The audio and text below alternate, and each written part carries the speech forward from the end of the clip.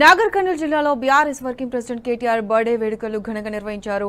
హంగు ఆర్భాటాలు లేకుండా సేవా కార్యక్రమాలతో కేటీఆర్ పుట్టినరోజు వేడుకలు జరిగాయి. బీఆర్ఎస్ పార్టీ ఆధ్వర్యంలో కల్వకుర్తి ప్రభుత్వ ఆసుపత్రిలో రోగులకు పండ్లను పంపిణీ చేశారు.